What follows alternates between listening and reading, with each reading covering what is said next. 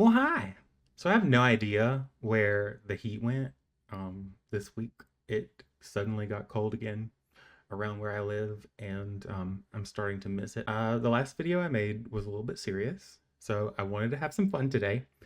And I thought about some of the things that I hadn't done in a while, which is literally everything because I haven't uploaded in a year. I haven't done a soundtrack in a while or a playlist. And I was looking back at some of the books that I read that I enjoyed, some of the niche ones, some of the odd ones. And I pulled out the Cotton Candy Massacre. So this year for Books and Lala's Challenge, I have both of the sequels to the Cotton Candy Massacre on the list. I also have another one by Christopher Robertson. So this is going to be a Christopher Robertson year. Stay tuned. Hopefully, I enjoy all of the books that I read, and hopefully you do too. But I wanted to revisit the original so that I can, get myself excited for the books to come. So I went through some songs last night and pulled out a few that are going to make up Stacey's playlist. Now, Stacey is a kid in the book, so it's a little weird to like think about songs that would necessarily fit a kid, but I also picked songs that suited the book itself. So these aren't going to be necessarily child friendly songs, but they are going to kind of go through her stages as a character in the book. So with that being said, there will be spoilers, but let's just get into the songs if you're not worried about being spoiled. If you are, then get off now. Go read the book. It's very cinematic. It follows like a movie would. There are cuts and skips. There's head hopping in the chapters, which people typically don't like, but it works for this book because it's literally written as if it were a movie minus the script. So the first song that I picked out for this playlist, and I'm going to be kind of like looking over because I have to look at the list itself so that I can go in order and read the titles. But I wanted to go for like obvious choices because it's so much easier to search for songs if it's like a very specific topic that you're looking for. And of course, there were some titles that weren't so on the nose, but I did pick out Sugar Rush by Cassiette, which is a group that I'd never heard before. When I listened to the song, it is actually like, I saved it to one of my playlists now because it is actually a really catchy song. If this were an actual movie, I do feel like this song would be part of the soundtrack. If you look at the lyrics, and let me pull the lyrics up because I'm not prepared. Sickly soft candy floss, solvent saccharin, waiting for the gloam, I feel it coming on. It's rotting out my teeth, but it tastes so sweet. And then I want that sugar rush. It's a good song. It's just a catchy song that I think would fit this movie and fit Stacey as a character because she is desperate to get that cotton candy that is turning people into these zombie clowns. Unfortunately, she is diabetic, so she really shouldn't have any cotton candy, and her brother tries his hardest to keep it from her. And this segues into the second song, which is Anaphylaxis by Pup. So when she does eat the cotton candy, she is taken to the first aid station at the amusement park, where they start to take care of her. They can't find her insulin. They believe that it's still in the car that they came in, that she snuck into. She wasn't even supposed to be at the amusement park, but she came because she's a bratty little sister and she wanted to participate. But this song is pretty literal. Like, I don't know if I really need to pick out specific lyrics for I took the medicine, it wasn't working. It wasn't.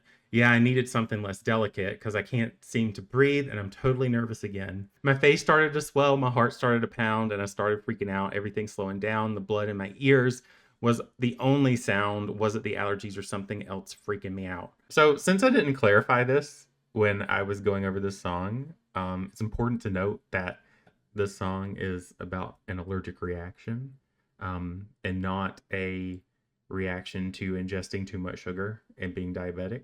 Two completely different afflictions, but the song was picked because of the emergency element and not so much that it's a one-to-one comparison to what Stacey went through in the book.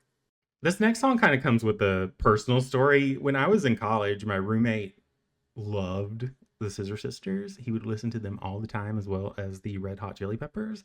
And this song, I Can't Decide, it was on repeat quite a bit. I kind of knew that I wanted to add this song, but it really plays up like so there's this scene in the book where there are a lot of scenes in the book where these killer clowns who were once regular humans, and I'm having a really hard time using my hands, so I'm going to do this and hopefully not hit my mic.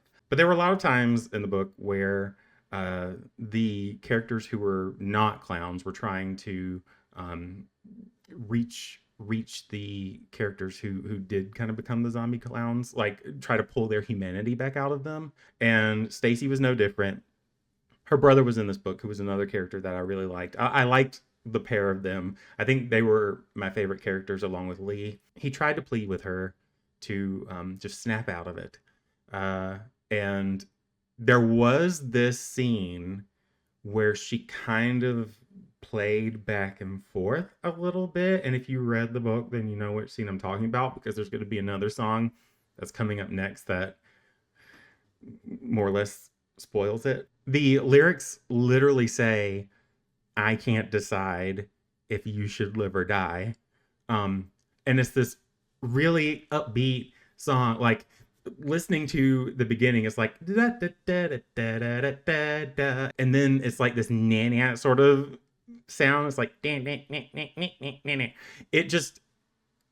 it makes so much sense for this back and forth about like, should I, shouldn't I kill him? And it's so playful in a way that it's like you're dangling somebody's demise in front of them, like, I might do it. I might cut the wire. And by the way, I'm doing all these theatrics, so you're welcome for the secondhand embarrassment. But I thought this song fit so perfectly, and it's one that I remember really well. I don't know necessarily if I liked it so much because I heard it all the time, but it's been a few years since I've heard it, so it was still in my memories, and I pulled it out. But yeah, this song just fit. It fit for that scene. It fit for the general theme of all of these clowns and attempting to tap into their humanity again. But they, like I said, dangled that string or the scissors. They were like, we might cut you loose, we might not, who knows? So for these playlists, I typically try to pick out songs that I'm familiar with or that I like. This next one is a big spoiler for one of the characters. I don't know if I necessarily have to say who, but Acid Vat by Corpsegrinder, not my cup of tea, not my sort of song. You might like the song, who knows? Into the acid vat you must go, into the acid vat no one else can know. A lot of people knew, though, because it was very much front and center. It was very much in the spotlight. It happened in front of an audience, and that was the whole point. But yeah, if you haven't read the book and you made it to this point, you like ignored my warnings for spoilers. There is an acid vat in the Cotton Candy Massacre. It's pretty brutal, but it's also one of, in my opinion, it's strange because I think I mentioned this in the review too, that it was strange to have some scenes that were not necessarily emotional, but they were pretty deep, and I don't know. They tugged at the heart a little bit, and I feel like this, despite the gore of it, the disgusting, crazy nature of it, it still hurt a little bit as a reader. Definitely an intense song for an intense scene, but I couldn't go without including a song that represented that scene. And then finally, because I only pick 5 songs for these, we could definitely, like, if you have your own songs that you would apply to this book, or to apply to Stacey, put them in the comments below. I would really love to see them. This last one that I picked, though, is Dead Man's Party by Oingo Boingo. This is a song from 1985.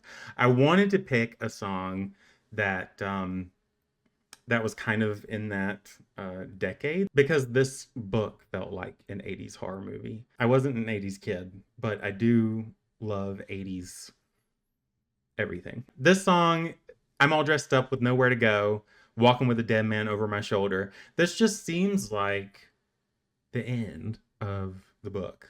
And again, you made it this far. I told you there would be spoilers. Stacey does make it to the end. And this does feel like, I can't remember if it was like the last chapter or if it was an epilogue, where it focused on her so much. It might have been an epilogue. I almost didn't read it. I remember that. So it was probably an epilogue where she was traveling on her own. She had like escaped the amusement park. She had escaped all the brutality, and she's walking along. She ends up murdering a guy who I hated. I think Sully's father. She ends up killing him. He was an awful character, but this just gives me the vibe. I'm all dressed up, nowhere to go, walking with a dead man over my shoulder, waiting for an invitation to arrive, going to a party where no one's still alive. Don't run away. It's only me. Only me. Like, she's this innocent kid. She's this innocent kid clown, and I could totally see her going on a little rampage because people just think she's all dressed up and she's so cute, and they just let her in because she looks so innocent, and she's not. So yeah, this is the playlist.